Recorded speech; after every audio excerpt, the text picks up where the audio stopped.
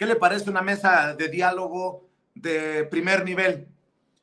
Ya está el maestro Francisco Paco Cruz, autor de García Luna, El Señor de la Muerte, periodista de larga trayectoria, junto al maestro Jaime Hernández, editor de La Jornada Sin Fronteras, en el gran periódico La Jornada, también corresponsal de muchos años allá en Estados Unidos. Creo que se ha armado una mesa de diálogo que creo que va a ser muy importante para la audiencia escuchar sus opiniones. Primero te saludo a ti, Paco, un abrazo, ¿cómo te va?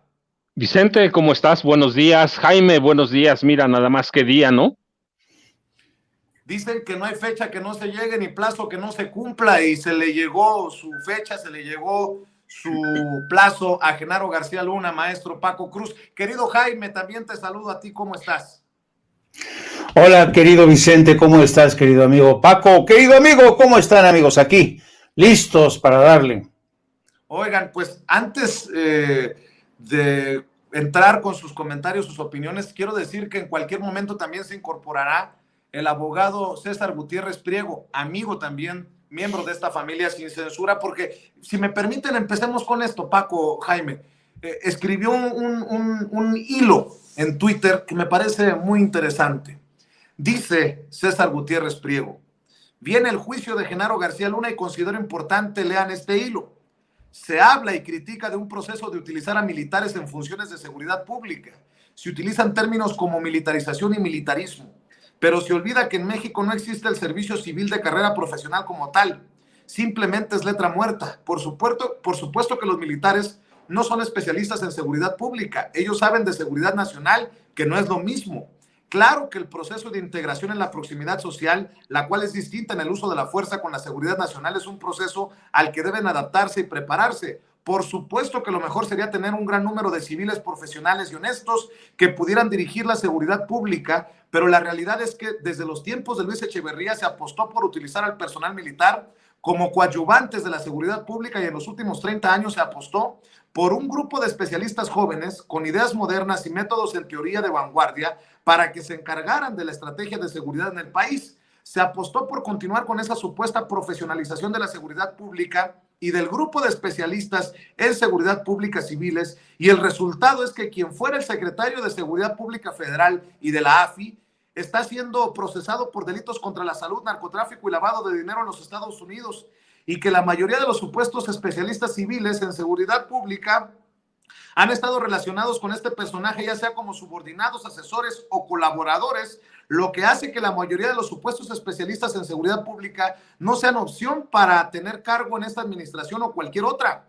Hasta que no sea resuelta la situación jurídica de García Luna y las personas ligadas con él, recordando que existen nuevas generaciones de jóvenes especialistas, estos no han tenido oportunidad para generar experiencia en puestos de importancia en la seguridad pública del país. Así que cada que se pregunten por qué se echa mano del personal de las Fuerzas Armadas, la respuesta es muy fácil. Los pocos civiles que se dedicaban a la seguridad pública del país con supuesta experiencia y currículum hoy están a la espera del juicio de la década, donde serán mencionados políticos, empresarios, periodistas, militares, marinos, gente de la sociedad civil que sabían, consintieron los delitos y omisiones en nuestro país por décadas. Así que hablen de militarización o militarismo, pero con la verdad, con los hechos, dice César Gutiérrez Priego, y me parece importante arrancar desde aquí, mi querido Paco Cruz, ¿cómo ves? Mira, Vicente, Jaime, yo iría incluso un poco más atrás que Luis Echeverría, ¿eh?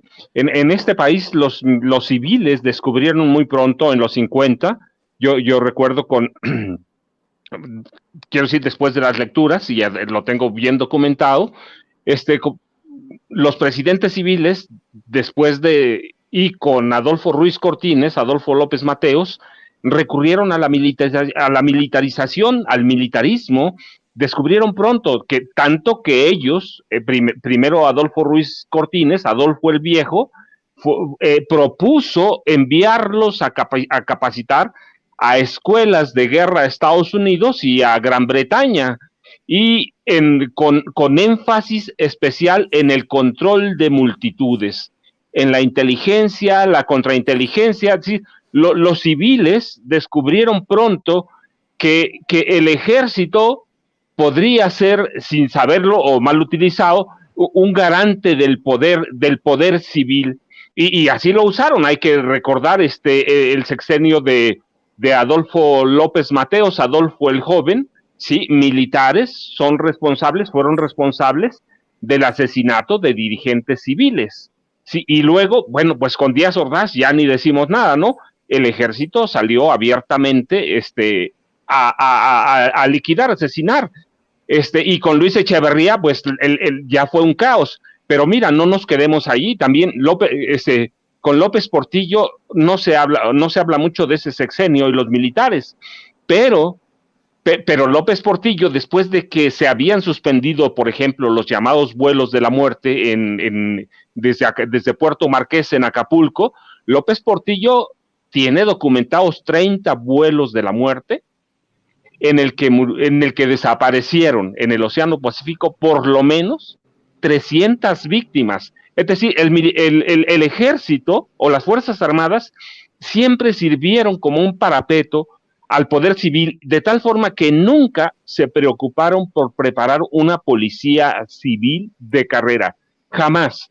Sí, fueron cada uno, mira, y se puede seguir incluso a Carlos Salinas de Gortari, después podemos brincar a Zedillo, como sin ninguna preparación sacó a la calle a elementos élite del ejército para involucrarlos en la lucha contra el narcotráfico. Y mira, así nacen los Zetas. Y podemos luego brincar a Calderón y a Enrique Peña Nieto. Es decir, hay una larga historia en la que nunca los presidentes civiles se preocuparon por formar una policía profesional, una policía civil. Mira, recuerden López Portillo, ¿a quién teníamos? Arturo el Negro Durazo Moreno. Todo el mundo sabía que era un criminal, sabía que era un delincuente, que era un narcotraficante, y lo usó López Portillo, no solo en labores policíacas, y no solo le delegó el control del narcotráfico y del crimen,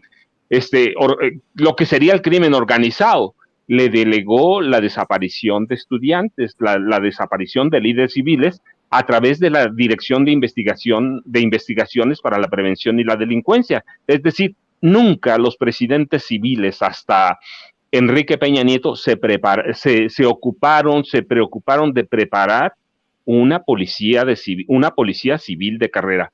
Los prepararon para robar, los prepararon para asaltar, de tal forma que la policía de Ciudad de México, que es la emblemática por el tamaño, porque es la capital del país, la policía se convirtió en la mayor mafia de este país. Lo digo, mira, con conocimiento de causa. ¿Sí? A partir de los 50 se creó la llamada hermandad, que no era otra cosa. Bueno, al principio fue algo bueno porque era una hermandad entre policías de la Ciudad de México y motociclistas de la Policía Federal de Caminos, que daban espectáculos y todo, pero después descubrieron pronto que podían robar, que podían asaltar, y se dio forma a la hermandad policíaca, que se convirtió en la mayor mafia de este país, el crimen organizado, que todavía funciona, todavía funciona, hay que aclararlo, porque luego puede haber malos entendidos. Se convirtió en la mayor mafia del país, así que nadie se preocupó, y hay que ir a los estados, a los municipios, está peor, y estuvo peor, así que nunca hubo preocupación. Por eso yo diría, hay que ir un poco más atrás, desde el momento en que los caudillos, sí, cedieron la presidencia de la República a los presidentes civiles. Y así que usaron al ejército, se sirvieron de él y nunca se preocuparon por tener una policía de carrera, Vicente. Así es, y qué bueno que César Gutiérrez Priego también incluye algunas capturas que son para mí relevantes para hablar del caso García Luna, porque no es solamente García Luna, sino su cofradía, su mafia al interior de las fuerzas federales en tiempos de Calderón. Ahí está el caso de Luis Cárdenas Palomino, hoy tras las rejas. De 2010 a 2012 se desempeñó como titular de la División de Seguridad Regional de la Policía Federal. En 2010, acuérdense, con Calderón como presidente, fue reconocido como el mejor policía del país. Sí, Felipe Calderón le puso la medalla. Facundo Rosas Rosas fue subsecretario de Estrategia e Inteligencia Policial de la Secretaría de Seguridad Pública Federal. En 2013 llegó a encabezar la Secretaría de Seguridad del Estado de Puebla, también ensartado. Javier Garza Palacios fungió como director de operaciones especiales de la AFI. En 2005 se convirtió en coordinador de seguridad regional de la Policía Federal. En 2007 fue separado del cargo. Esto empieza, acuérdense, desde tiempos de Fox, como nos lo ha dicho también el maestro Paco Cruz. Maribel Cervantes Guerrero, actualmente, me corrige si estoy equivocado, mi querido Paco, secretaria de Seguridad Pública del Estado de México, o fue secretaria de Seguridad Pública del Estado de México. De 2009 a 2012 fue jefa de la División de Inteligencia Policial de la Secretaría de Seguridad Pública Federal. Armando Espinosa fue director del área de crimen organizado de la Agencia Federal de Investigación, la AFI. En 2010 se convirtió en jefe de la División de Investigación de la Policía Federal, y creo que el más, junto a Cárdenas Palomino, el más mediático de todos los casos, Tomás Herón de Lucio, que fue director de la Agencia de Investigación Criminal de la Procuraduría General de la República y fue secretario técnico del Consejo de Seguridad Nacional durante la pasada administración. Hay que decir, mi querido Jaime Hernández, que todos son de la generación de Genaro García Luna, y si me apuras tantito, García Luna será, ojalá que así sea, el que destape esta herida podrida y que brote la pus. Así lo puedo entender, porque no solamente es García Luna. García Luna no pudo haber operado, como dicen que operó, sin el apoyo de los mandos medios y de los mandos bajos, mi querido Jaime. Sí, un elemento de crónica de color de última hora, de los testimonios y de lo que ha salido de la Corte, desde el interior de la Corte, como ya habías adelantado tú, Genaro García Luna, el funcionario del gobierno mexicano más alto que es juzgado en tribunales de Estados Unidos, llegaba a primera hora de hoy con un traje de color azul, una corbata grisácea, una camisa blanca perfectamente alineado, peluqueado, el pelo canoso, el gesto circunspecto que había acontecido, y se adentraba. Y una de las, en esta sesión se espera que la juez Peggy Coe termine con el escrutinio de los jurados que han sido ya escrutados. Quedan ya de los 400 iniciales, quedan 191, y hoy es posible que se trate de, con esta labor de escrutinio. Entre los testimonios que está recogiendo la jueza Peggy Coe de todos los potenciales jurados, hay, mi querido Vicente, querido Paco, muchas ganas de no ser jurado. Hay muchos que están esgrimiendo razones de trabajo, que no tienen con quién dejar a los hijos y quieren zafar. Prácticamente muchas de estos 191 que aún restan, porque saben los jurados que están siendo todavía seleccionados que van a estar enclaustrados, no van a poder tener contacto con familiares, todos ellos se les va a resguardar, todos van a estar bajo el anonimato, así es que están haciendo muchos hasta lo imposible por no ser parte del jurado. Así es que esta labor, esta audiencia se antoja tortuosa, complicada. Vamos a ver quiénes son los valientes que al final integran este grupo de 12 jurados. Bueno, y me resultó muy interesante, querido Vicente, volver a escuchar las declaraciones de Felipe Calderón con Leo Zuckerman, porque una de las declaraciones que ha dicho Felipe Calderón coincide plenamente con los argumentos que hace apenas 2 días presentó la defensa. Mira, hace 2 días los defensores de Genaro García Luna, exactamente, presentaron un argumento diciéndole que por favor al juez no puede considerar el enriquecimiento de Genaro García Luna a partir del 2012, cuando ya era residente en Miami. Yo no sé si Ceci nos puede hacer el favor de poner esta petición de última hora que presentó la defensa hace apenas 2 días, en la que le dice que por favor no tengan en cuenta las actividades ni el enriquecimiento de Genaro García Luna a partir del año 2012, cuando ya había dejado el cargo.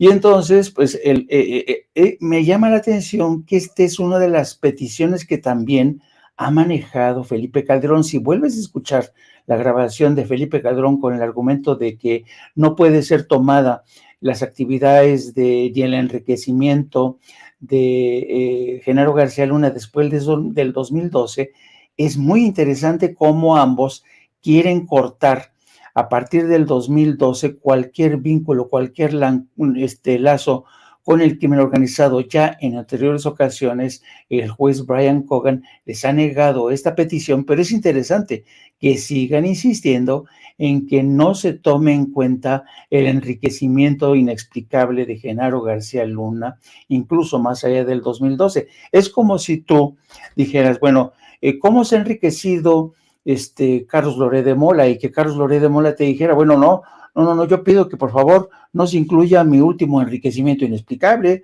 donde pude haber comprado mi residencia en Valle de Bravo o algunos de los apartamentos más lujosos, ¿no?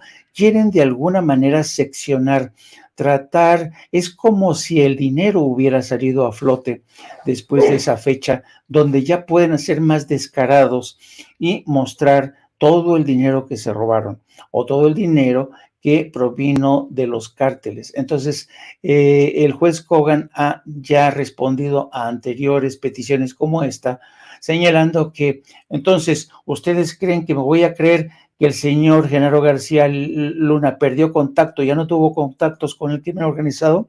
Así es que, pero me llama mucho la atención esta insistencia para que no se tomen en cuenta las actividades de, sobre todo, comerciales y movimientos bancarios de Genaro García Luna a partir del 2012. Hay también que decir que muchos saldrían embarrados incluso después de 2012 porque están todos los contratos durante el gobierno de Miguel Ángel Mancera a las firmas de seguridad de Genaro García Luna. Mi querido Paco Cruz, a ver, llévanos de la mano también tú, porque, bueno, ahí está la referencia, García Luna, el señor de la muerte, y esta posibilidad de que se convierta el que inicia hoy en el juicio del siglo. Mi querido Paco, échele. Bueno, mira, Vicente, lo primero, sí, la hermandad de García Luna viene desde que entró al CISEN. Yo tuve acceso, la vi, a una imagen cuando forma la hermandad. ¿Quiénes estaban? Algunos viejos colaboradores y algunos los mataron por órdenes de él. Por ejemplo, estaban Víctor Gerardo Garay Cadena. Era una foto de 6 personas que conforman la hermandad inicial. Ya después se sumarían los otros, casi inmediato, pero después sí, que Víctor Gerardo Garay Cadena, que está vivo, que sigue, está escondido, no sé a dónde, pero está escondido. A Edgar Eusebio Millán Gómez lo mataron por órdenes de García Luna. Sí, Mario Barriga, que también está escondido por ahí, Joel García, el instructor que está escondido, a Benito Roa Lara, que era un payaso callejero y lo hicieron uno de los comandantes, uno de los intelectuales. Después se sumaron Luis Cárdenas Palomino, Maribel Cervantes Guerrero, que sí fue hasta hasta 2020, fue secretaria de Seguridad del Estado de México. Estaban Ramón Pequeño García, Facundo Rosas, Armando Espino, el comandante Edgar Enrique Vallardo, al que también mandan matar, yo recuerdo, en un Starbucks por órdenes de García Luna, porque estaban peleando por $50 millones. Entonces la hermandad viene desde la época del CISEN, ¿sí? Desde entonces conforman una hermandad para apoderarse del crimen organizado, y están Iván Reyes Arzate, que fue condenado, se declaró culpable en Estados Unidos.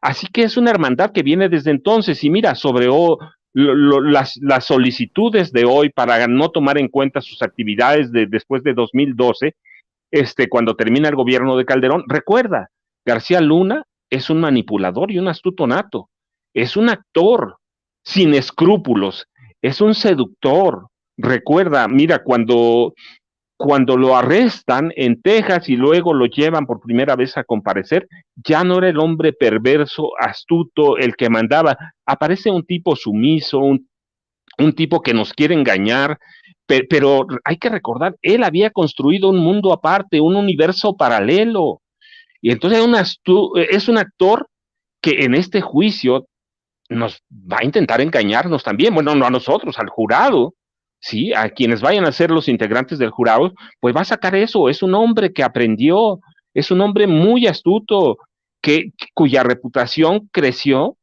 y se consolidó después de ser educado por comandantes de lo que fue el servicio secreto en México. Es decir, es un hombre acostumbrado a engañar, acostumbrado a mentir, te digo, sí, a seducir, sí, pero también es un hombre acostumbrado a engañarnos, que por lo que nadie lo vio nunca, mira, hasta que ya llegó con Martita Sagún en 2000, poco antes de 2000 llegó con ella, en 1999, y en 2000 se consolida su relación con ella. Él era el espía responsable del gobierno, él era el espía de vigilarla a ella. Es un espía nato, así que hay que acostumbrarnos a eso. Eso es lo que podemos o vamos a ver en el juicio, un hombre que nos va a engañar, un hombre que va a intentar engañar al jurado, un hombre que miente abiertamente y que tenía bajo su control, ya hablaremos más adelante, no solo a Carlos Loret de Mola o Raimundo Riva Palacio, dos monstruos del periodismo de este país, sino una lista completa que se distribuyó entre los agentes de inteligencia de la Secretaría de Seguridad Pública. Pero entonces hay que acostumbrarnos a eso, Vicente. Vamos a ver a un hombre que aprendió a ser un actor y que es especialista en inteligencia, en contrainteligencia, y que tenía una figura máxima que él respetaba, J. Edgar Hoover, y quería ser como él mismo. Qué interesante el tema del FBI, de los personajes estadounidenses en la idea, en la cabeza de Genaro García Luna. Hay que decir que no solamente se espera que salgan los nombres de periodistas chayoteados, o sea, maiceados, que recibieron lana de Genaro García Luna, sino también seguramente se hablará de los periodistas, periodistas que han sido perseguidos por García Luna. Está el caso de Anabel Hernández, más allá de la opinión que tengamos de sus declaraciones, de sus análisis, de sus columnas últimamente, pues Anabel Hernández siempre se ha sostenido que fue perseguida y amenazada por Genaro García Luna. Incluso recuerdo que a mí me confió que había descubierto un plan para asesinarla. Y no es la única. Está el caso de Olga Warner, la autora de Felipe el Oscuro. La argentina Olga Warner escribió hace un rato en Twitter: Felipe Zamora, subsecretario de Derechos Humanos de la Secretaría de Gobernación, murió, o pone entre paréntesis y en pregunta, atentado, el 11 de noviembre de 2011, cuando el helicóptero se desplomó en Chalco. Tengo sus palabras grabadas en la memoria. Las amenazas vienen de García Luna. El juicio de Genaro García Luna va a destapar una cloaca de contubernios y complicidades, de corrupción y crímenes. García Luna fue el cerebro de las brutales amenazas que recibí con mi familia. Felipe Zamora, que en paz descanse, me reveló antes de morir en la caída del helicóptero. Buen día, dice Olga Warner. Y bueno, no es tampoco secreto y lo hemos mencionado en muchas ocasiones aquí, el caso de Jesús Lemus, que estuvo encarcelado en tiempos de Calderón por estos mafiosos. Mi querido Jaime Hernández, hay mucha tela de dónde cortar y bueno, me llama mucho la atención, no sé cómo lo entiendas tú, que Genaro García Luna no quiera ser visto con el traje de reo, sino que haya pedido llegar en traje de civil, como si nada pasara, pues. ¿Qué tanto tendría que ver la imagen del personaje hacia el exterior a punto de iniciar el juicio? No, pues evidentemente este ha sido el consejo de su defensa, que todavía quieren presentarlo como un hombre respetable, un hombre honesto, lejos de este expediente de más de 1 millón de páginas. más de 1 millón de páginas que han sido entregados a la defensa y donde se demuestra todo lo contrario. Yo no sé hasta qué punto les va a servir a la defensa presentar a Genaro García Luna como un hombre, como dicen en inglés, clean cut, ¿no? Limpio, bien cortadito el pelo, para que dé una buena impresión al jurado, que tendrá que decidir si acaso es inocente y culpable. Pero mira, yo quería también señalar, querido Vicente, un poco al hilo de lo que ha dicho mi querido amigo Paco Cruz. Efectivamente, yo creo que estamos ante un hombre que se convirtió en un experto en labores de inteligencia y contrainteligencia.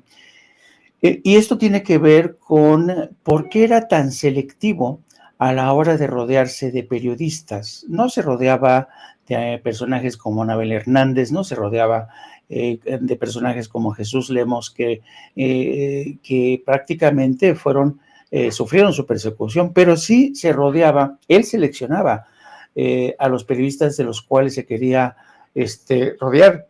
Yo recuerdo todavía cuando Genaro García Luna era el poderoso, todopoderoso secretario de Seguridad, llegó acompañado, bueno, de un cortejo de periodistas, llegaron al Instituto de México del Woodrow Wilson Center para acompañarlo, el director del Excelsior, columnistas, no, viajaba rodeada de periodistas que lo acompañaban, se llevaban de a cuartos, lo presentaban como el superpolicía de México, y prácticamente no enfrentaba críticas en sus viajes, salvo, por ejemplo, las mías. Yo sí fui muy duro con Genaro García Luna cuando fue a vender a Estados Unidos la versión de que gracias a él se estaban acabando los cárteles. Y hoy sabemos que esto no era así.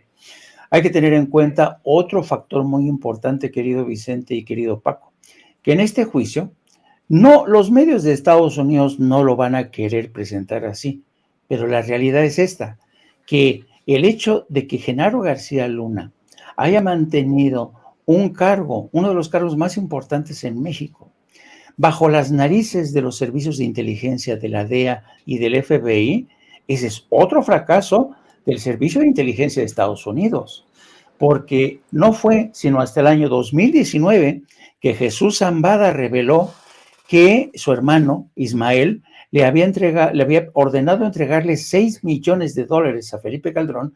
No es cuando la gente de la DEA se le cae la quijada y dice, pero ¿cómo? A ver, y ahí empezó esta gran disputa con las revelaciones de Jesús Zambada en el juicio contra el Chapo Guzmán en 2019. Después de eso vinieron ¿te acuerdas cuando de repente resultaba sospechoso que la Barbie hubiera desaparecido del radar en las listas, en los listados del sistema penitenciario de Estados Unidos?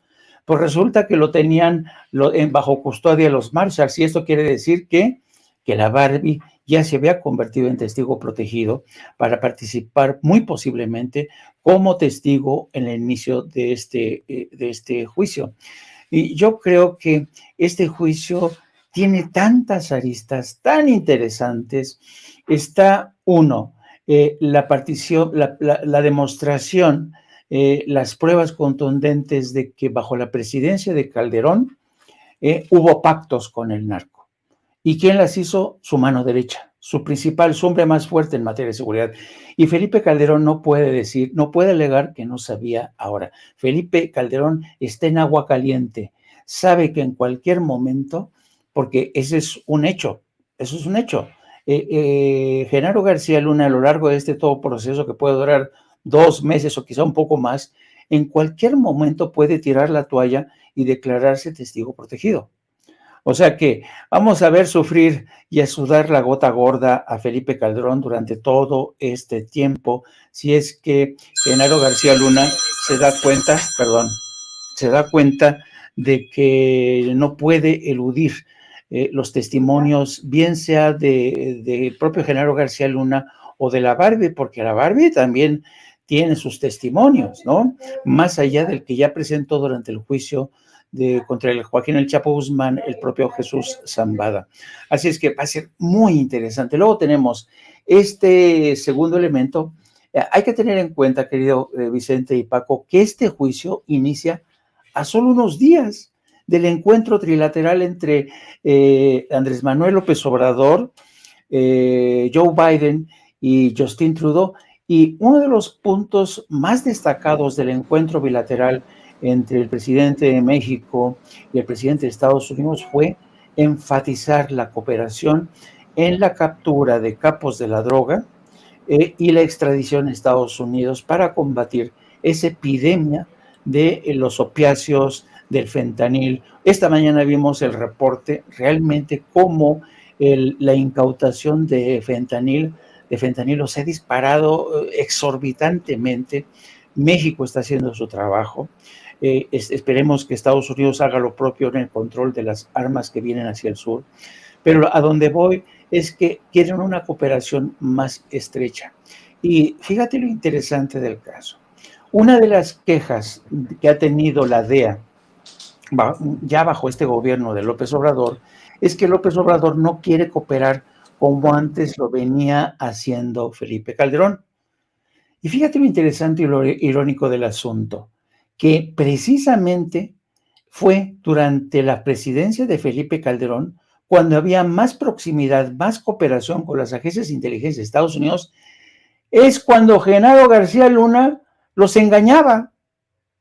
Este es un fracaso de los servicios de inteligencia de Estados Unidos, no cabe duda. Este hombre, Genaro García Luna, lo supo engañar presentándose a sí mismo como el más leal colaborador, como el campeón como el azote de los carteles de la droga, pero no fue así, nunca fue así. Y la DEA, que cooperaba y estaba hasta la cocina, se la tragó. Eso también hay que decirlo. Claro. Y yo te apuesto que medios de Estados Unidos y de México no lo van a decir, pero eso es un hecho. Es un tremendo fracaso de los servicios de inteligencia de Estados Unidos dejarse engañar por el hombre que ellos creían era el máximo, el azote, la bestia negra de los carteles de la droga. Eso es un elemento a tener en cuenta. Y yo creo también que Genaro García Luna, yo no acierto a entender cuál es la estrategia de Genaro García Luna. La verdad que no. Creo que a juzgar por las peticiones de que no se contemple su enriquecimiento a partir del 2002, una petición a la que está sumado Felipe Calderón, curiosamente, como si estuvieran coordinados, pero también hay otro elemento que es precisamente esta cercanía con las agencias de inteligencia de Estados Unidos, a las cuales se les coló Genaro García Luna, el gran operador, el gran protector del cártel de Sinaloa. Entonces, si hay algo, dime. No, tú dime. No, si hay algo que yo rescato de la columna del día de hoy de Carlos Marín, precisamente en Milenio, en donde hace una defensa asquerosa de García Luna y habla de una mala leche en la corte de Nueva York contra el ex superpolicía de Felipe Calderón, es esto de los alcahuetes. Y qué bueno que lo pone sobre la mesa el maestro Jaime Hernández, Paco, porque seguramente tú también tienes mucha información que has recabado y revisado para escribir García Luna, el Señor de la Muerte, porque pues García Luna estuvo en medio de esto de Rápido y Furioso y de los operativos para cruzar armas hacia Estados Unidos, dizque para identificar en qué manos caían, que fue un gran negocio para García Luna o un fiasco para ambos países. Y bueno, pues también está la posibilidad de que se confirme que Estados Unidos tiene intereses nunca amigos, hasta que no le sirvió o hasta que no convino, pues hay que darle en la torre a este personaje que lo tenían bien medidito, bien fildeado, diría el presidente Andrés Manuel López Obrador. ¿Cómo ves esta relación también de muchos alcahuetes del lado estadounidense? Porque cuántas veces hemos platicado, ¿no? Se habla de golpes al narcotráfico, se habla de narcos, se habla de cárteles, pero siempre del lado mexicano, como si en Estados Unidos llegara la droga y donde bajara el avión con la droga o llegara el camión con la droga, vinieran todos los consumidores a surtirse, ¿no? Y pues así no funciona la cosa, mi querido Paco Cruz. Mira, Vicente, yo lo hemos platicado, pero además eso es lo que escribo en mi libro. Desde finales de 90, Estados Unidos ya tenía elementos de que García Luna era un gran criminal, pero como dice, Estados Unidos tiene intereses, así que le sirvió mucho tiempo, que es lo que yo documento, pero mira, yo digo, no van a poner, ningún juez de Estados Unidos va a poner en la silla de las acusaciones, en el banquillo de los acusados, al sistema de Estados Unidos, porque así funciona. Y yo documento en el libro cómo Genaro García Luna no hizo con las autoridades de Estados Unidos más que aquello que hizo Arturo el Negro Durazo Moreno en la presidencia de López Portillo.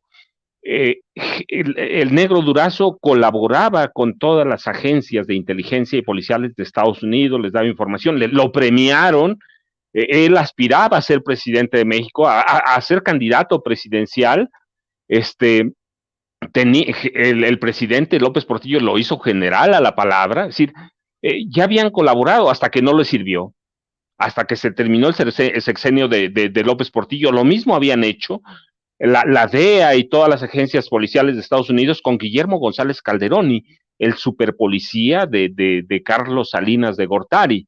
Tenía todo. Yo recuerdo, no sé cuántas veces entrevisté a Guillermo González Calderoni en la frontera, y conozco los operativos que hizo, conozco cuánto dinero se robaba. La DEA lo ayudaba en algunos operativos, por ejemplo, para matar a Pablo Acosta Villarreal, que es el gran maestro del Señor de los Cielos, que es el primer hombre que llevó droga en aviones a Estados Unidos desde México.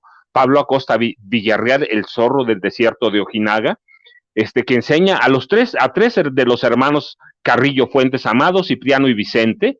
Él los enseña, Guillermo González Calderón, y con ayuda de la DEA, con helicópteros de la DEA, lo caza en un rancho de Ojinaga, se queda con todo el dinero. Al final del sexenio de Carlos Salinas de Gortari, se entrega como testigo cooperante, como testigo protegido, y ya no le sirvió. Finalmente lo casan en McAllen, pero lo mismo hicieron, lo mismo hizo Estados Unidos, recuerda, con Manuel Antonio Noriega.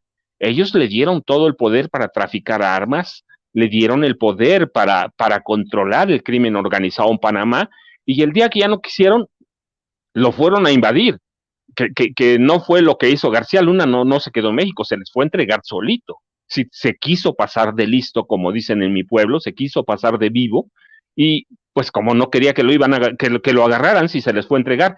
Entonces yo difiero un poco con Jaime en eso, porque eso es lo que documento, y esos son los documentos que vi. Desde fines de 99 ya sabían a qué se dedicaba García Luna, ya sabían lo que hacía, pero les sirvió. ¿Por qué? En eso tiene Jaime razón, porque él les abrió la puerta a la DEA. Mira, agentes de la DEA participaban en tortura de presos aquí en México en el sexenio de Felipe Calderón.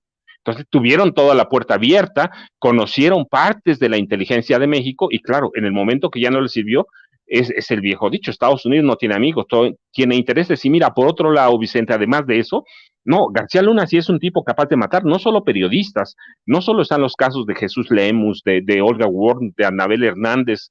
Mira, recuerda que está documentado, porque además lo platiqué con ellos, que él fue el responsable del atentado que le costó la vida a Ramón Martín Huerta el 21 de septiembre de 2005, el secretario de Seguridad de Vicente Fox Quesada, y en ese helicóptero cayó también el jefe de la policía, el comisionado de la Policía Federal Preventiva, José Antonio Bernal, visitador de la CNDH. Sí, está documentado. Todos los capos sabían que ese día, que aquel 21 de septiembre de 2005, iba a morir Ramón Martín Huerta, el secretario. Todo el mundo sabía que todo el mundo lo quería muerto, y que el responsable del operativo para matarlo era Genaro García Luna. Pero ¿qué pasó ese día? ¿Por qué se perdió en la historia este atentado que costó la vida a Ramón Martín Huerta y al comisionado José Antonio Bernal? ¿Por qué? Porque ese mismo día, ¿recuerdas? Ese mismo día, la Agencia Federal de Investigaciones, a mando de Genaro García Luna, liberó al exfutbolista y en ese entonces técnico de primera división, Rubén Omar Romano. Hicieron un teatro, y después se descubriría que Genaro García Luna y su equipo, con Carlos Palomino ya a la cabeza, sí, controlaban a todas las bandas de secuestradores de este país. Así que hay que verlo, mira, el mismo día se da el atentado contra Ramón Martín Huerta y se da la liberación de Rubén Omar Romano, que era una estrella de fútbol. Y también está documentado que él, de la mano de García Luna, salió la orden para asesinar el 1 de diciembre de 2009 a Edgar Enrique Vallardo del Villar, jefe de la tercera sección del Estado Mayor de la Policía Federal Preventiva. Así que hay que tener cuidado, van a salir muchas cosas, yo espero que salgan, sí, que de Calderón, bueno, pues mira, pues siempre lo he sostenido, no es su amigo, no es su socio, no era su subordinado, es su cómplice. Juntos tenían en Los Pinos un cártel del narcotráfico. ¿No quieren que se sepa después lo de 2012? Pues claro, porque ahí tiene muchos intereses, porque se va a descubrir toda esa cloaca. Paco, y hoy que estamos hablando de todo este cochinero que puede salir en el juicio, ojalá que salga en el juicio, con personajes que podrían ser estruendosos como testigos protegidos, si los presenta la Fiscalía de Estados Unidos, como la Barbie, como estos personajes que ya testificaron en el caso de Joaquín El Chapo Guzmán. ¿Tienes otra idea de las muertes de los secretarios de gobernación en tiempos de Calderón? Hay que recordar que se le murieron 2 secretarios de gobernación a Felipe Calderón. ¿Se le murieron o los asesinaron? Porque pues mira, se cae un helicóptero y después se cae un avión aquí en la Ciudad de México. Eso también es relevante en todo este análisis del sexenio de Felipe Calderón y complicidades y traiciones. Pues Vicente, nada más hay que recordar que en aquel avión que se cayó en la Ciudad de México, en el que viajaba Mourinho, el secretario de Gobernación, el amigo de Calderón, el cacique de Campeche, ese día Genaro García Luna tenía que viajar en ese avión, ¿eh? Nada más hay que recordarlo. Genaro García Luna tenía que viajar en ese jet y al último inventó un pretexto y no se subió. Es decir, no se investigó. ¿Por qué? Bueno, pues Genaro García Luna, el secretario de Seguridad Pública, era el hombre más poderoso del gobierno de Felipe Calderón y en ocasiones más poderoso que el mismo Calderón, ¿sí? Y recuerda, bueno, hablamos de periodistas que están involucrados y mencionamos los nombres de Riva Palacio, ¿sí? De Loret, pero recuerda, en las listas de los agentes de inteligencia de la Secretaría de Seguridad Pública de Genaro García Luna, había otros periodistas de gran renombre. En los nombres, en las listas destacaban, y ellos les llamaban periodistas ilustrados, los nombres de Ciro Gómez Leiva, de Joaquín López Dóriga, de Óscar Mario Beteta, de Ricardo Alemán, de Pablo Iriart Lebert, de Jorge Fernández Menéndez, de Juan Ruiz Gili, de Carlos Marín, de Adela Micha, de Luis Soto, de Pedro Ferriz de Con, de Leonardo Curcio. Es decir, los agentes de inteligencia de Genaro García Luna tenían esos nombres en sus listas que eran los personajes a los que les entregaban la información que Genaro García Luna quería que se manejara, que ellos manejaran. Se las daba digeridas, se las daba todo, y a ellos los tenía apuntalados para lanzar su candidatura presidencial. Si hubiera funcionado, si aquel programa, ¿te acuerdas que salió en Televisa, el equipo que pagó Felipe Calderón y que coordinaba y supervisaba a Felipe Calderón para lanzar la candidatura o el posicionamiento político de Genaro García Luna? Así que es todo un cochinero y es una caja de Pandora, Vicente.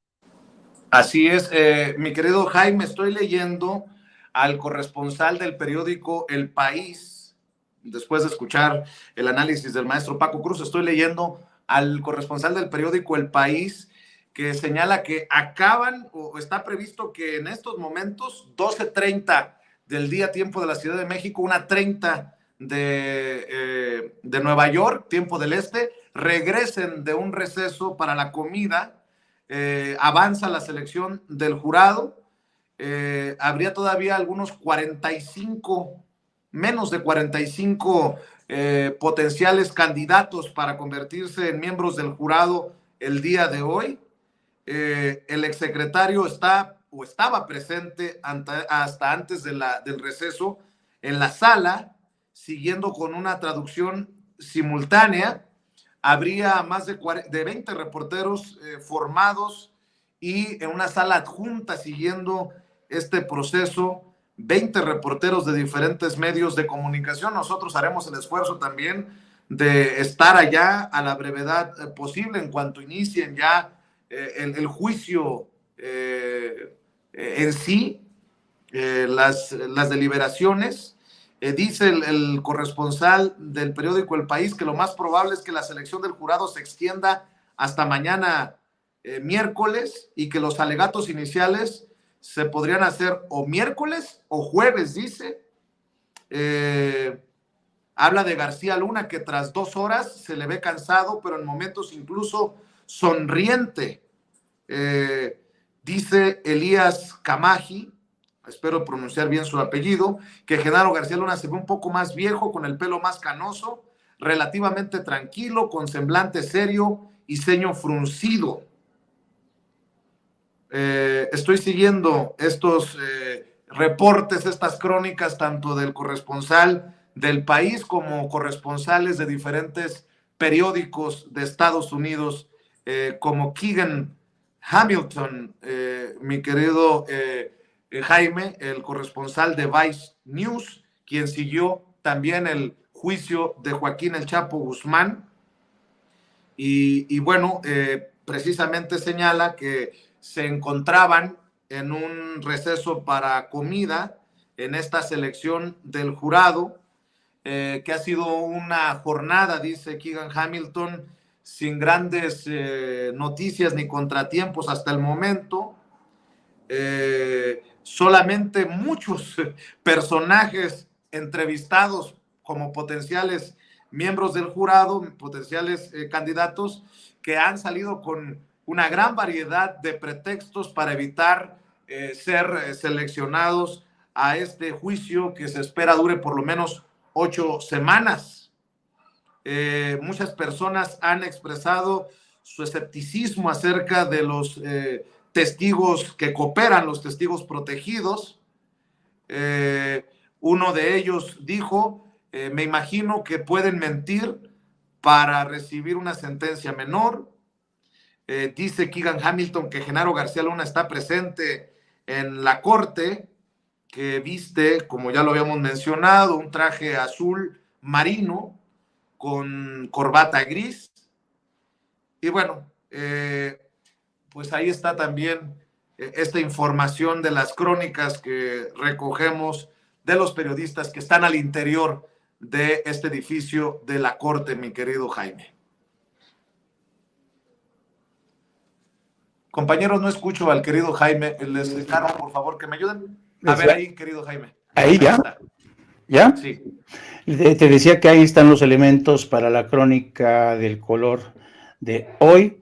Y yo creo, fíjate que a tenor de lo que estamos dialogando de esta mesa, querido Vicente, tengo que decir que como periodista a mí me resulta fascinante esta composición de escena en la que Paco Cruz ofrece elementos e hipótesis de trabajo, aporta hipótesis de trabajo a la mesa que hablan de la tesis, como tú también mencionabas, de la tesis de, ¿te acuerdas del general Antonio Noriega, ¿no? Que durante mucho tiempo fue agente de la CIA, fue el hombre de la CIA en Panamá, y hasta cuando les dejó de funcionar, decidieron, capturaron, lo derribaron, lo derrocaron, ¿no?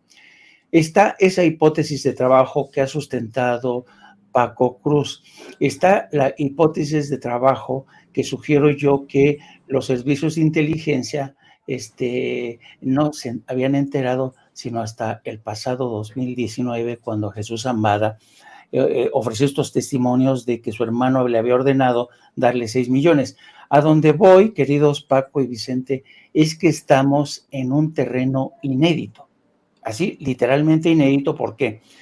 Esta es la primera vez que el más alto funcionario del gobierno de México esté en el banquillo de los acusados.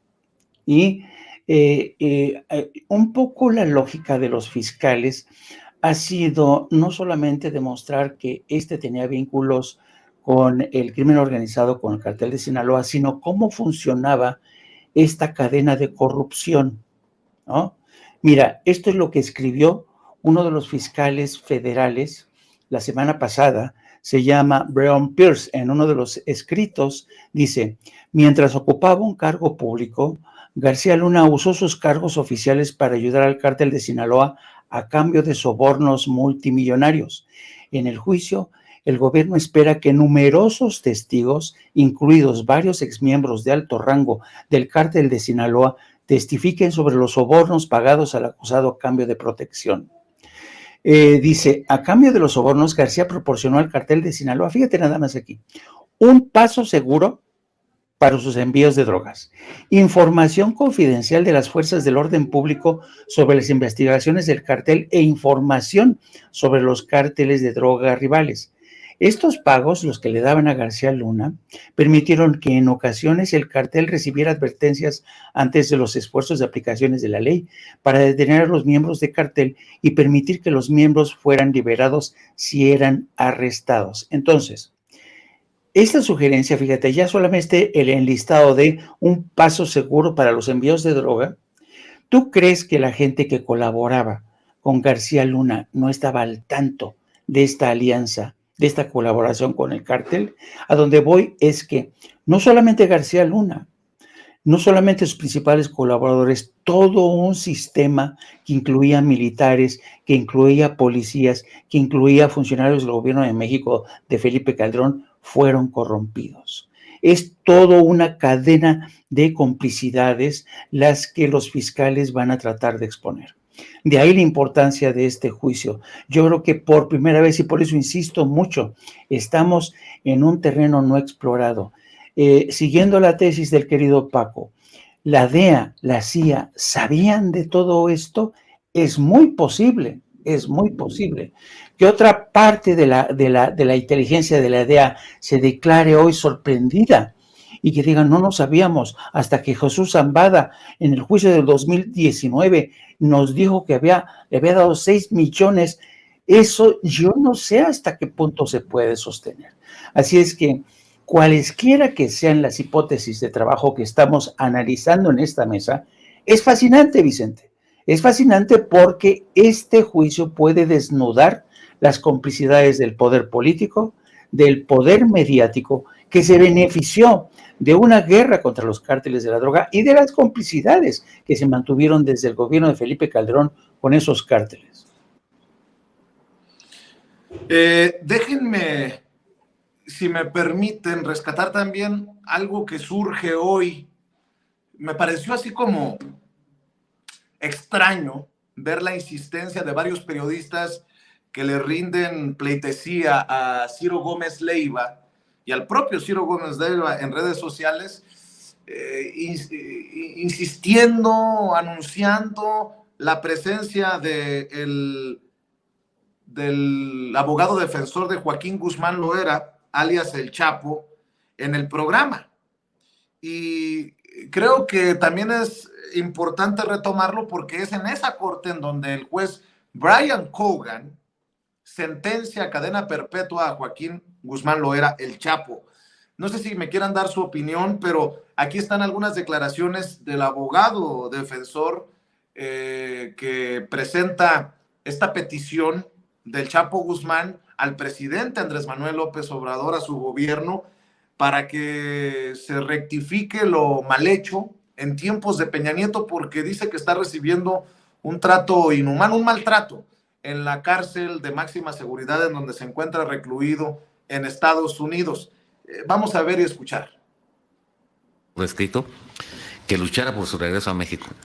Pero para conseguirlo se necesita una acción del gobierno mexicano. No es que usted pueda acudir hoy a un tribunal, a una instancia legal. No. ¿Necesita darse una acción del gobierno mexicano o no? No, necesariamente que se ocupa una acción. El derecho de acción es es la facultad potestativa que tiene el particular para acudir al Estado con un interés jurídico para que se le respete un derecho. En este caso, yo sigo siendo su abogado de Joaquín Guzmán, tanto en los procesos penales como en el procedimiento de extradición. Con ese carácter, yo voy a hacer un planteamiento a la Secretaría de Relaciones Exteriores con fundamento legal. ¿En qué? Un planteamiento legal, más allá de la carta. ¿Esa es la carta a Esteban Moctezuma? Bueno, la carta que se le... Bueno, ahí están declaraciones de José Refugio Rodríguez, abogado del Chapo Guzmán. Entre otras cosas, dice con Ciro Gómez Leiva: ante las condiciones degradantes que vive en una cárcel en Estados Unidos, Joaquín Guzmán le pide al presidente Andrés Manuel López Obrador que repare las violaciones del gobierno de Enrique Peña Nieto en su caso y busque los canales para que regrese a una cárcel en México. Joaquín Guzmán Loera le pide al presidente que ponga atención en las violaciones a derechos humanos que cometieron Enrique Peña Nieto y Luis Videgaray al extraditar. Hay que recordar que Luis Videgaray fue canciller, no solamente secretario de Hacienda. Al extraditarlo a Estados Unidos sin permitirle defenderse en México y que busque cómo reparar el daño. ¿Qué cosas?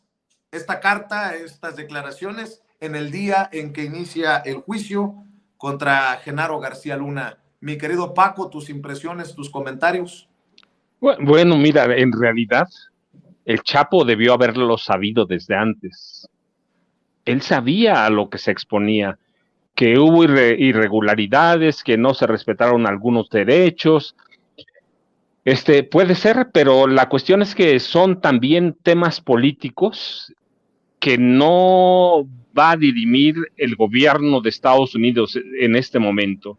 El Chapo es una de sus mayores presas de captura y de condena de México.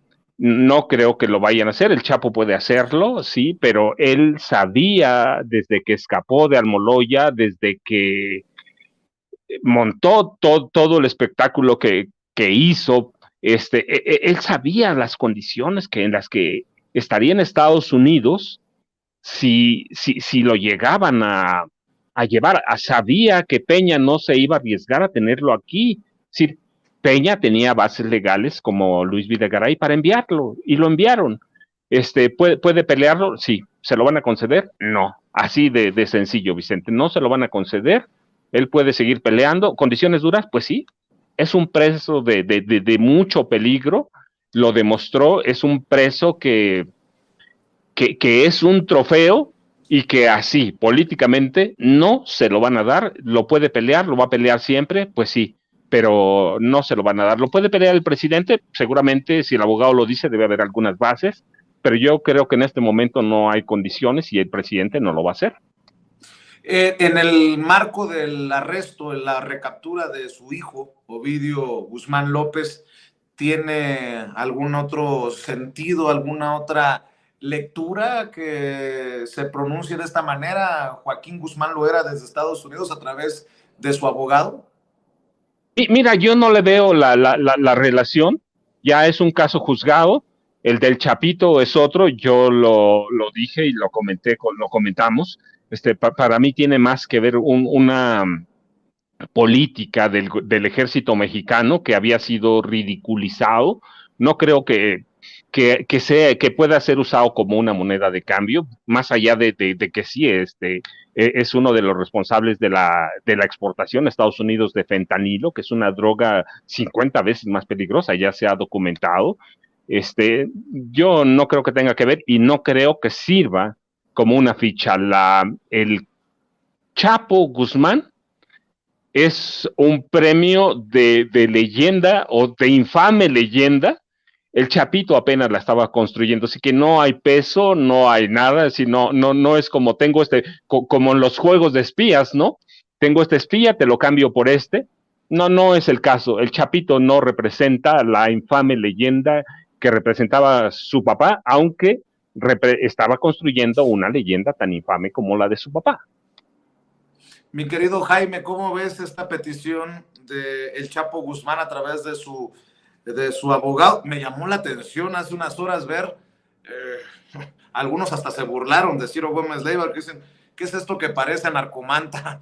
Pero en Twitter dice, Joaquín El Chapo Guzmán le manda un mensaje al presidente López Obrador desde una cárcel de máxima seguridad en Colorado, Estados Unidos. Estará en el estudio de por la mañana, dice precisamente Ciro Gómez Leiva. José Refugio Rodríguez, abogado de Joaquín Guzmán, con este mensaje. Pues al presidente, de hecho, le preguntan al final de la mañanera, ya sin micrófono, cuando se está retirando, y dice que no tiene todavía información, que no se puede pronunciar. Seguramente será un tema que aborde, por que entendemos cómo se manejan los temas en la mañanera, el día de mañana, por ejemplo, mi querido Jaime. A mí ya, francamente, de Ciro Gómez Leiva puedo esperarlo todo. Yo creo que Ciro Gómez Leiva se ha dado cuenta que hacerle el caldo gordo a los cárteles de la droga, entrar en su juego de victimismo, sí vende, tiene ratings, ¿no? Pero yo coincido con el análisis que ha hecho Paco. Yo creo que, a ver, se acaban de fugar en Ciudad Juárez 30 presos, ¿no? El historial de fugas casi cinematográfico del Chapo no contribuye literalmente a la causa que ahora presenta el abogado con Ciro. Es decir, no va a haber, están soñando. Estados Unidos no confía en el sistema penitenciario ni en el sistema de justicia de México. Así es que pedir no empobrece, pero evidentemente, como dicen los gringos, este es un wishful thinking, un brindis al sol, un deseo nada más. Que le dé cabida, que le haga eco Ciro Gómez Leiva, eso es lo que yo encuentro un tanto penoso, ¿no? Patético incluso, porque es evidente que, tú pregúntale a cualquier mexicano, que si creen que Ovidio Guzmán es mejor que se quede aquí o que se vaya a una cárcel de Estados Unidos, mucha gente dice, es que aquí no podemos confiar desafortunadamente en el sistema penitenciario. Hay mucho, lo que pasó en Ciudad Juárez fue, Dios mío, de pena ajena. De pena ajena, ¿cómo es posible que se le hayan fugado más de 30? Todavía no capturan a 19 que andan por ahí. Entonces, en esas condiciones, México no puede garantizar, ¿no? Ahora, yo creo que en la estrategia de los abogados que están muy próximos a la familia de Ovidio y de Joaquín El Chapo Guzmán, está esta lógica. Ellos saben muy bien que esta técnica del victimismo, del nacionalismo acendrado, muchos han de decir, no, ¿por qué se lo llevan a cárceles con los gringos? No, que purguen aquí sus sentencias, esto es injusto, esto es hipocresía, también allá hay narcos, también aquí hay narcos. En parte tienen razón, ¿no? Pero jugando este nacionalismo de cartón piedra, este tipo de personajes se benefician de las simpatías de mucha gente. Es como la gente que fue a manifestarse contra la detención de Ovidio Guzmán en días pasados. Entonces, mientras México no tenga garantías de que su sistema penitenciario es seguro, que su sistema judicial no está plagado de jueces que se venden al mejor postor, yo lo veo completamente complicadísimo, como dice el maestro Paco Cruz, que esta petición se produzca. Así es que no, creo que estamos ante, no hay vuelta atrás, porque incluso el presidente de México él sabe bien que el sistema penitenciario mexicano necesita ser pues modificado, cambiado. Esta mañana volvían hablar de este tema, de cómo el sistema penitenciario, a pesar de los cambios que se han introducido, pues sigue teniendo un alto nivel de riesgo de escape, de corrupción, de introducción de drogas, de introducción de armamento, las famosas celdas VIPs. Entonces, en ese contexto es muy complicado, querido Vicente. Así es, y ya más adelante en lo que nos queda del programa vamos a hablar con Toño y con nuestros amigos sobre Lozoya. Nuevamente le aplazaron la audiencia a Emilio Lozoya, que se extiende esa agonía. Hoy se suponía que la fiscalía lo iba a imputar o le iba... hoy se suponía, a ver, déjenme nada más revisar para no cajetearla, se tenía programado que hoy la fiscalía lo acusara por el caso de Brecht, por el caso que se le busca que se le impongan 46 años y medio de prisión, y un juez federal volvió a aplazar ahora hasta el 10 de marzo a las 12:15 la audiencia, pero bueno, harina de otro costal, nada más abonando a todo este diálogo. ¿Por qué no, si me permiten decirles, creo que la audiencia de Sin Censura, así como yo, hemos apreciado, siempre lo apreciamos, pero sobre todo hoy, una mesa como la que tenemos con ustedes, Paco, Jaime, con opiniones de compañeros, de amigos, de colegas a los que apreciamos, admiramos, respetamos, y creo que se tiene que repetir esta mesa, y no va a ser una vez más ni 2 veces más. En estos 2 meses nos dará para mucho el caso de Genaro García Luna, y espero que nos dé mucha carnita, porque de esa manera se confirmará que está cantando. Pero a ver, por el momento, ¿por qué no cerramos con alguna reflexión? ¿Qué le dejan a la audiencia de Sin Censura estas cerca de 21,000 personas conectadas en estos momentos en vivo y en directo en nuestros espacios, en nuestras trincheras? Paco, cerramos primero contigo. Vicente, mira, ¿qué nos dejan? Pues conocer a fondo cómo funcionó el sistema político mexicano, cómo se fueron formando grupos de poder para robar, para saquear, para delinquir, cómo formamos o permitimos que se formara una clase política a partir de 1946, que no era profesional, que no creó servicios profesionales de carrera y que llegó al poder para saquear al Estado, que no podemos regresar a lo que tuvimos hasta el 30 de noviembre de 2018, que hemos apostado a partir de 2018 por un cambio y que debemos seguir por ahí. Genaro García Luna es el retrato de cada político mexicano que ha habido en el PRI o en el PAN. Tenemos a Carlos Jan González, a Carlos Salinas de Gortari, a Enrique Peña Nieto, a Felipe Calderón, a Vicente Fox, a Margarita Zavala. ¿Sí? Genaro García Luna es un retrato, así que eso nos debe dejar. Eso nos dejaron los políticos del PRI y el PAN, eso nos dejó el sistema, llegaron para servirse del poder, se han servido, y el juicio solo va a desnudar, y pláticas como esta mesa van a servir para eso, para documentar y para mostrar cómo este tipo de sinvergüenzas llegó para servirse del poder, Vicente.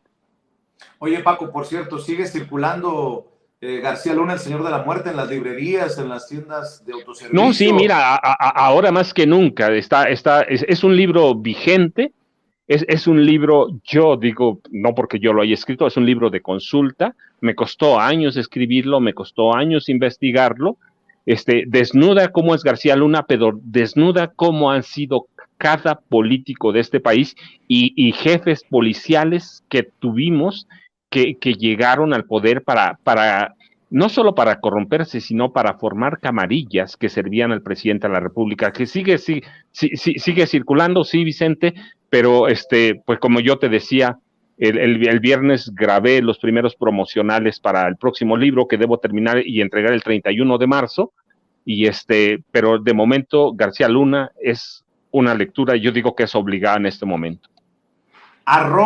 @Paco Cruz Jiménez en Twitter. En Twitter, Francisco Cruz Jiménez en Facebook. Muy bien. Vicente, yo les agradezco, Paco, y también a Jaime, que es un gusto platicar con ustedes dos, Vicente. Te mando un abrazo y nos vemos pronto por aquí, mi querido Paco. Gracias. Y mi querido Jaime, pues ve preparando las maletas, maestro, para irnos a cubrir el juicio del siglo allá en Nueva York. Digo, ¿a poco no extrañas estas coberturas? Tantos años que has sido corresponsal en el extranjero para México, mi querido Jaime. No sé si te pasa a ti como a mí, pero híjole, como que le entra a uno la cosquillita y dice, voy a empezar a preparar la maleta y nos vamos. Mi querido Jaime, ¿con qué cierras? Mira, yo quiero hacer una reflexión que tiene que ver, es algo que en lo personal y como mexicano me resulta un tanto chocante, el hecho de que los juicios contra los narcos mexicanos se tengan que celebrar en Estados Unidos.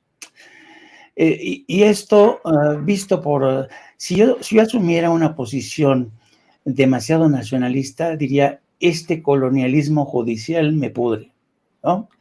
Pero por otro lado, tengo que aceptar que México carece de las herramientas de los hombres para enjuiciar a estos líderes de los carteles de la droga. Y otra reflexión más, yo creo que es lamentable que, fíjate, estamos hablando porque el amaciato entre el poder político y los cárteles de la droga viene de lejos, Vicente, de lejos. El hermano de Carlos Salinas de Gortari, Raúl Salinas de Gortari, fue uno de los principales operadores de los cárteles colombianos. Eso está documentado, acreditado, cómo se enriqueció el hermano de Carlos Salinas de Gortari. Jamás en México se les enjuició. ¿Y qué pasó durante las subsecuentes presidencias? Todos estaban comprados, todos tenían vínculos con los cárteles de la droga, ¿no? Entonces, ¿por qué hasta ahora? ¿Y por qué en un jurado? ¿Por qué en una corte federal de Estados Unidos? ¿Por qué? Eso es para mí realmente muy triste aceptar que México aún no tiene las herramientas, la voluntad política y sobre todo a los magistrados idóneos para enjuiciar a estos criminales. Eso es la verdad, a mí me resulta muy triste. Les dejamos todo este trabajo a las Cortes Federales de Estados Unidos, que además son juez y parte, porque ellos nos van a juzgar a los malandros mexicanos y van a dejar que se vayan de rositas los malandros gringos, que los hay. Entonces, pues sí, yo creo que esto es muy triste y como reflexión de chismorreo, he notado, querido Vicente, con el curso de los últimos minutos, ya saltó la primera reflexión de esta primera audiencia y todo el mundo se pregunta, ¿de qué se ríe Genaro García Luna? Porque todo el mundo ya dice que por momentos se estaba riendo Genaro García Luna. Y yo me pregunto, ¿de qué se ríe Genaro García Luna? ¿Será que le da gracia el hecho de que muchos jurados no quieren participar en este juicio, que se quieren escaquear a como dé lugar?